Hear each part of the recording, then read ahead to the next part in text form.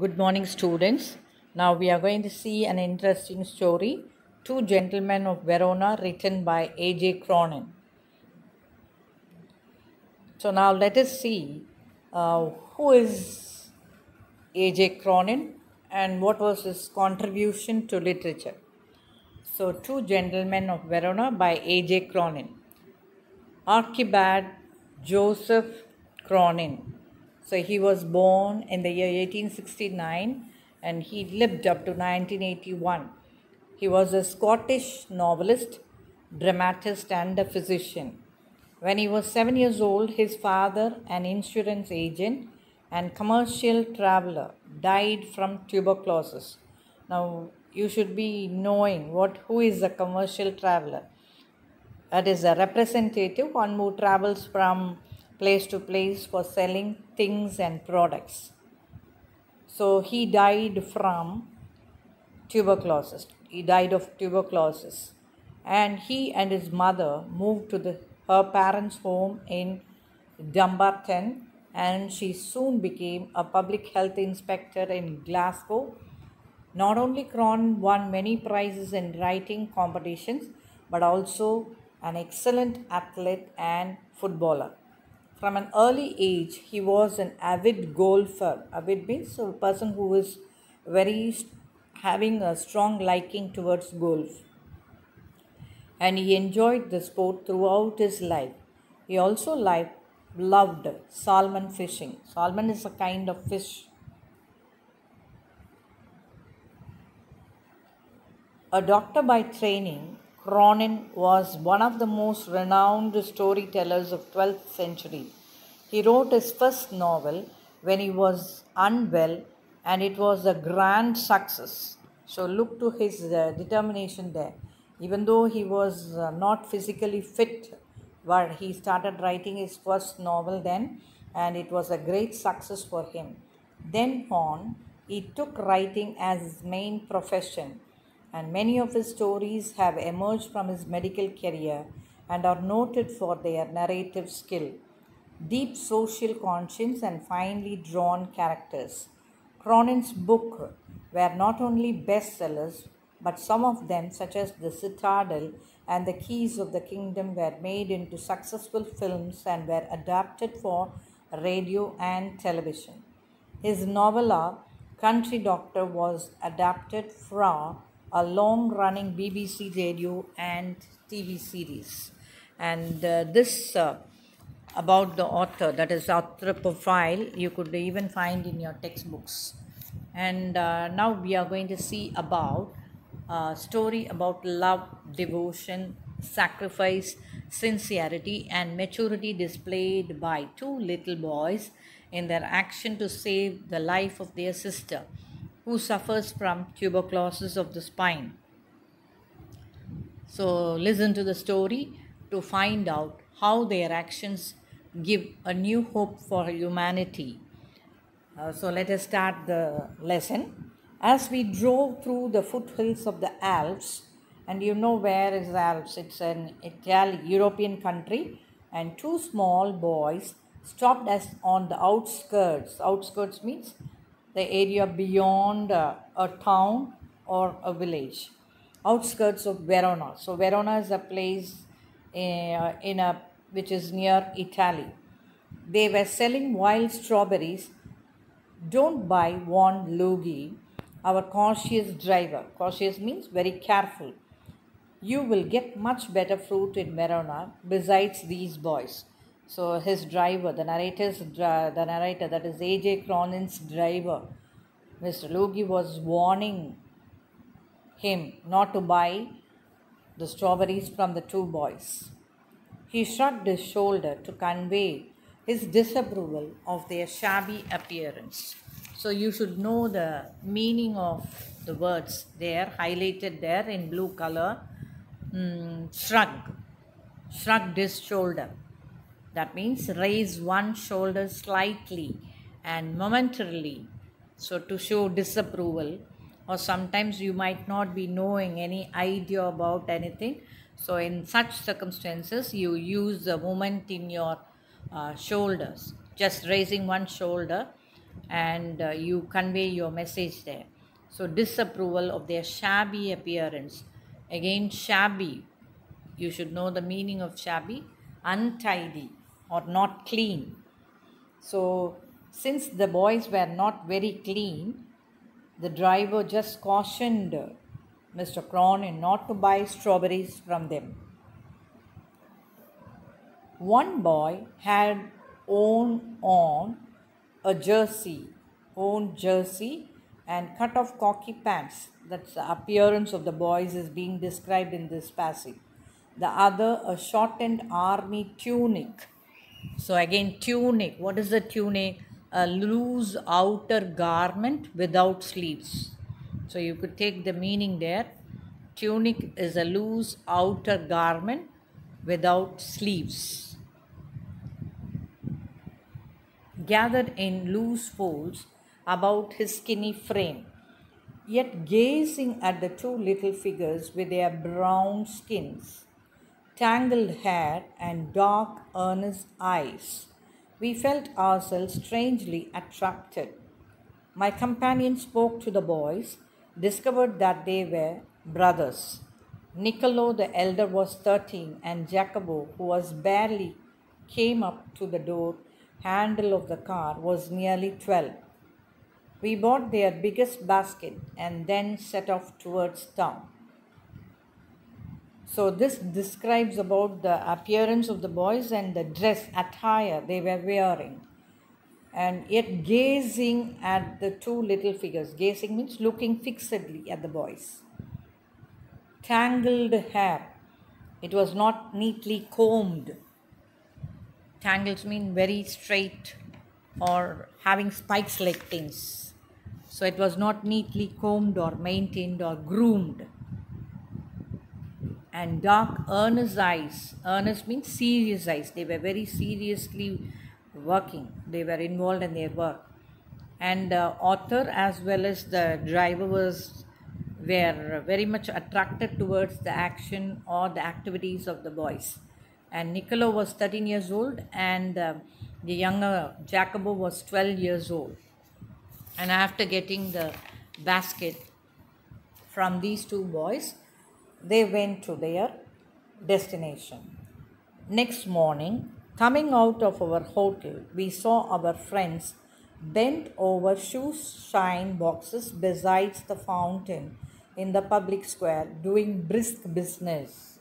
So what do you mean by this brisk business? They were involved actively in the act of shoe shining. So that was also one of the activities in which the two boys were involved, that is Niccolo and Jacobo. We watched for a few moments.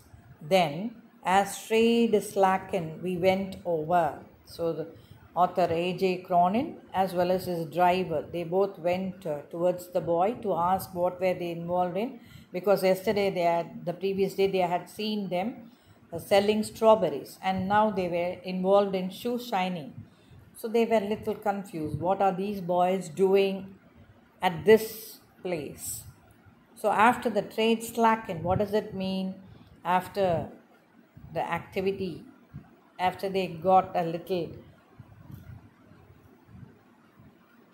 done up with their work, slacken means reduced. Trade slackened after the shoe shining work was over.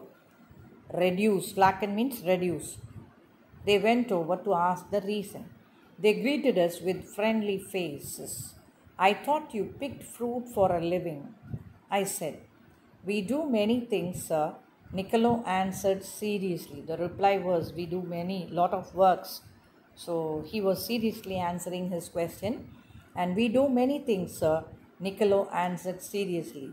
He glanced at us hopefully. Often we show visitors through the town to Juliet's tomb and other places of interest. So the third activity that they are involved is guiding the tourists around the town. All right, I smiled. You take us along. So the author is asking to take them also around the city. As we made the rounds, my interest was again provoked by their remarkable demeanor. Provoked means induced. தூண்டப்பட்டது தமிழில் சொல்லலாம். So he was a little bit curious to know by their remarkable demeanor. Demeanor means appearance and behavior. They were childish enough and in many ways quite artless. Artless means innocent. So that is the meaning of artless, innocent. Jacobo was lively as a squirrel. He was very active. Niccolo's smile was steady and engaging. Yet in both these boys' faces, there was a seriousness which was far beyond their years. So you might have seen little kids around the age of 13 or 12.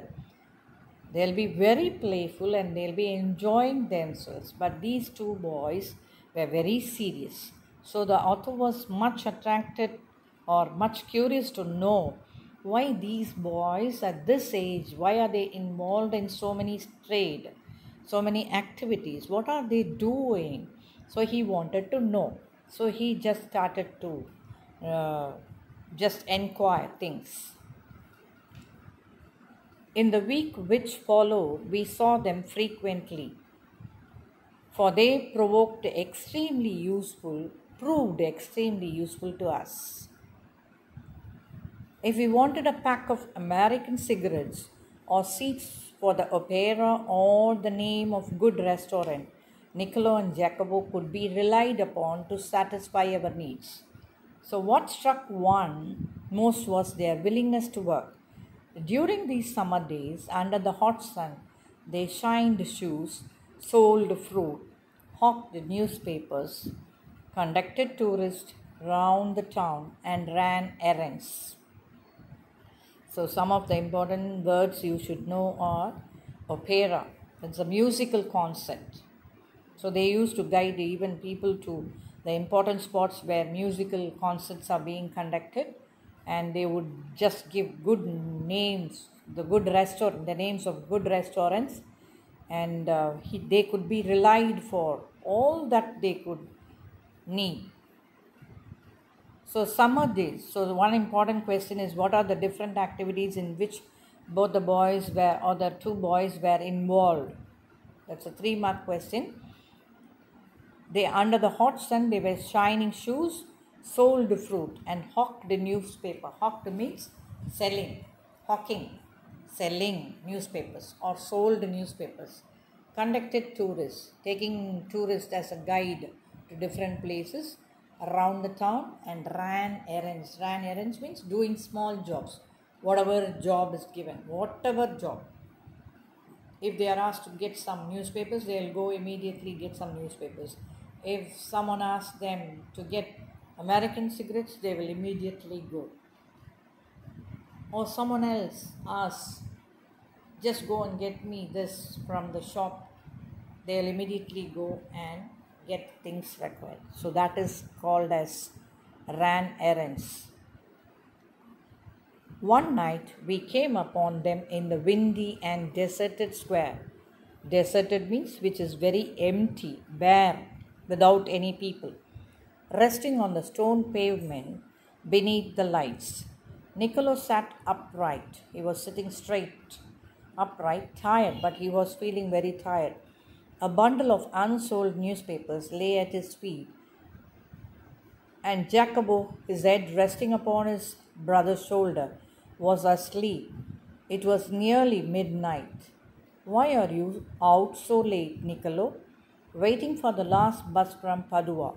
We shall sell all our papers when it comes in.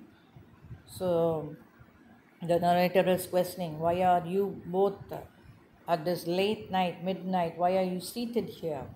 And the reply was that they were just waiting for the last bus from Padua. That is another place in a European country, and we shall sell all our papers when it comes in. Must you work so hard? You both look rather tired. We are not complaining, sir. So we are not just grumbling about things. We just do it willingly. So we are very happy to do such works. So that was the reply from the boys. But next morning, when I went over to the fountain to have my shoes shined, I said, Niccolo, the way you and Jacobo work, you must earn quite a bit. You spend nothing on clothes. You eat little enough. When I see you have a meal, it's usually black bread and figs. So the fig that you can see in your picture there. So that is the type of fruit, figs. Tell me, what do you do with your money? So the author was very curious. These two boys are working all the time doing different types of job, but they are not even wearing neat clothes, and they are not even eating proper food for their hunger. Then what are they doing with this money that they are earning? That was a big question that was running in the author's mind, and he questioned them. So you might be saving enough money. I think you must have been dreaming to do something different, and you might have been having plans in your mind, I think. So that was his question and curiosity. He colored deeply under his sunburn and then grew pale. Pale means dull. He looked to the ground. You must be saving up to emigrate to America, I suggested. He looked at me sideways, spoke with an effort. We should greatly like to go to the state, but here at present we have other plans. What plans? So the question is, why you people are earning so much, or why you are just getting tired after a lot of work, or at this age why do you work different by doing different jobs? That was the question raised by the author. And actually these boys gave that they were not saving the money to emigrate to other country, but it was for some other plan they had in their mind. And you should know the meaning of emigrate. Emigrate means take up citizenship of another country, going to another country and getting citizenship there. That is known as emigrate. And immigration means, immigrate also you should know. Immigrate means coming from other country and settling down in another country. Okay, so that is immigration. So the author is questioning about their plans. He smiled uncomfortably. Just plans, sir, he answered in a low voice. So he doesn't want to share his personal things with the narrator there. Well, I said, we are leaving on Monday. Is there anything I can do for you before we go? Niccolo shook his head, but suddenly Jacopo said, Sir, he burst out. He burst out means he answered or replied quickly. Every day, Sunday, we make a visit to the country, to Poleta, 30 kilometers from here. They were actually in Verona, and Poleta is another place near to it, 30 kilometers away, and they usually go there on Sundays.